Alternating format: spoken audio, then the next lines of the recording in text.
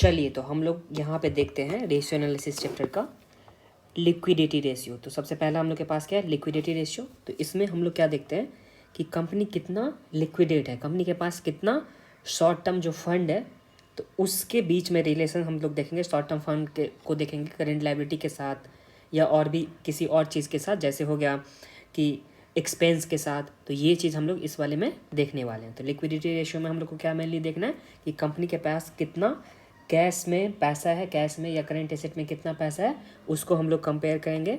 Current liability से compare कर सकते हैं या तो हम लोग एक्सपेंस से कंपेयर करके उसमें देख लेंगे कि क्या इसका रेशियो होने वाला है। तो देखिए लिक्विडिटी रेशियो में हम लोग के पास बहुत सारा टाइप का यहाँ पे रेशियो दे रखा है, जिसमें सबसे पहला करेंट रेशियो है, फिर क्विक रेशियो जिसका दूसरा नाम क्या होता है एसिड टेस्ट रेशियो, तो ये हम लोग के पास हैं।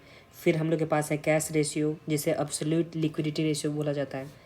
फिर बेसिक डिफेंस इंटरवल या इंटरवल मेजर रेशियो। फिर उसके बाद हम लोग के पास क्या है net working capital.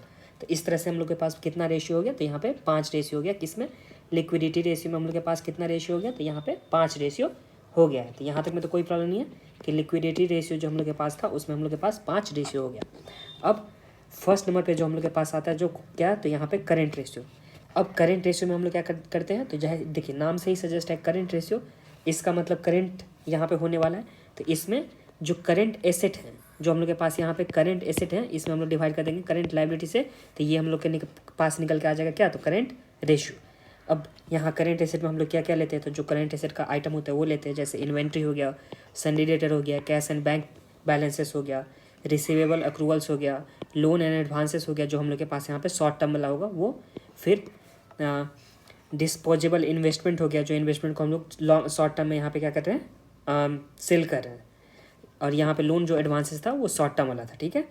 Any other current asset, तो बाकी सारा जो भी करेंट एसेट होगा वो सारा का सारा हम लोग यहाँ पे करेंट एसेट में लेने वाले थे। एक बार फिर से रिवीजन कर लीजिए, करेंट एसेट में हम लोग क्या क्या लेंगे, तो inventory, सन्डी debtor, cash and bank balance, receivable या अक्रूवल्स, लोन एंड एडवांसेस जो भी होगा शॉर्ट टर्म वाला।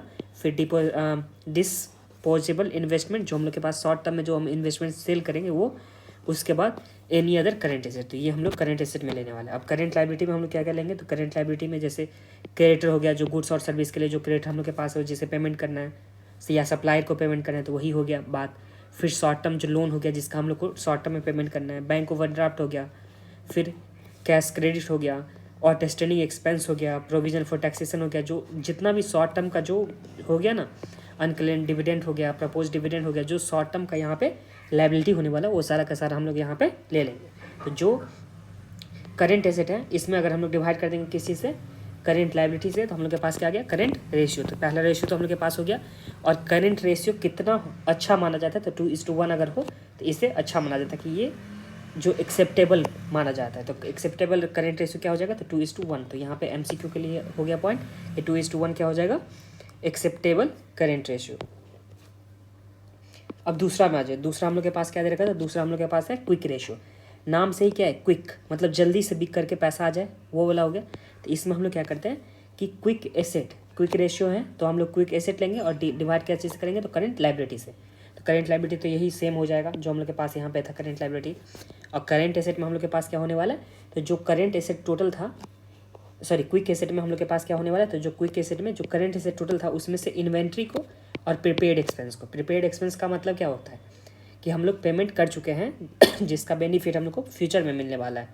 और इन्वेंट्री का तो मतलब आप लोगों को पता ही है, मतलब वैसा इन्वेस्टमेंट जिससे तुरंत में पैसा नहीं आएगा, थोड़ा लेट से पैसा आएगा। और जिससे पैसा नहीं आएगा, जिससे हम लोग को लेट में यहाँ पे या तो पैसा आ रहा है या तो हम लोग के पास पैसा नहीं आ रहा है, तो वैसा इन्वेस्टमेंट, वैसा एसेट को हम लोग क्या कर देंगे, माइनस कर देंगे। मतलब सिंपली समझ लीजिए करेंट एसेट में से हम लोग इन्वेंट्री को, प्रीपेड एक्सपेंस को माइनस कर देंगे, तो हम लोग के पास क्या आ जाएगा, क्विक एसेट आ जाएगा। और ये क्विक एसेट हम लोग के पास कितना होना चाहिए, तो ये हम लोग के पास क्विक रेशियो 1:1 के रेशियो में होना चाहिए, तो अच्छा माना जाता है। ठीक है, इस क्विक रेशियो को हम लोग दूसरा नाम और भी बोलते हैं, जिसे हम लोग क्या बोलते हैं, एसिड टेस्ट बोलते हैं। तो ये हम लोग के पास हो गया एसिड टेस्ट का। तो यहाँ तक तो हो गया।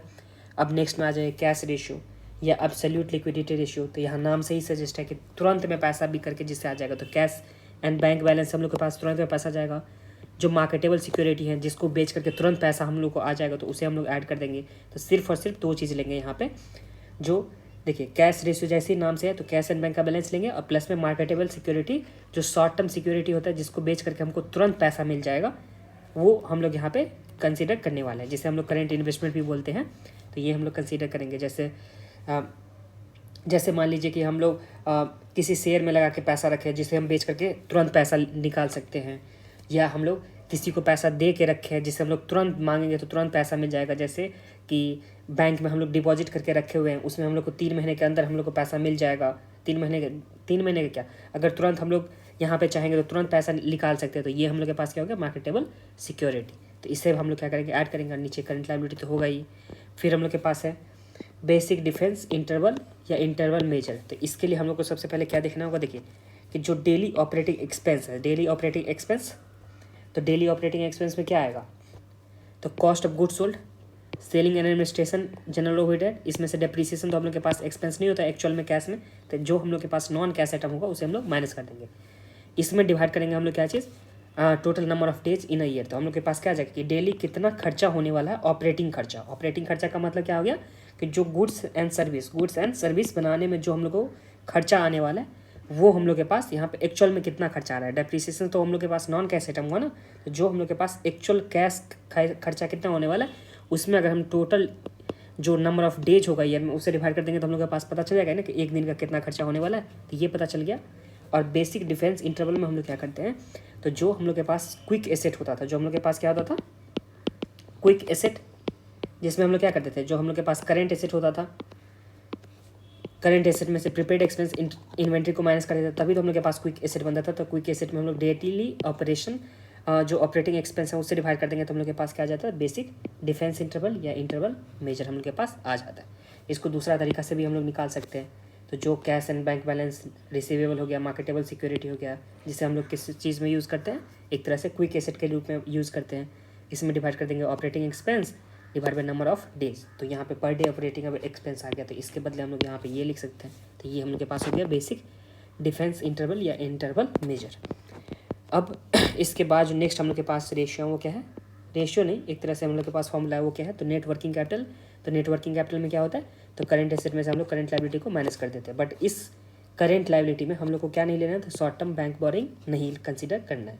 तो यही था हम लोग के पास फर्स्ट नंबर का, जो क्या था, तो ये था लिक्विडिटी रेशियो। तो ये लिक्विडिटी रेशियो आप लोग एक बार फिर से बुक से रीड कर लीजिएगा। चलिए मिलते हैं नेक्स्ट वीडियो में, तब तक के लिए अपना ध्यान रखिए। Bye, take care.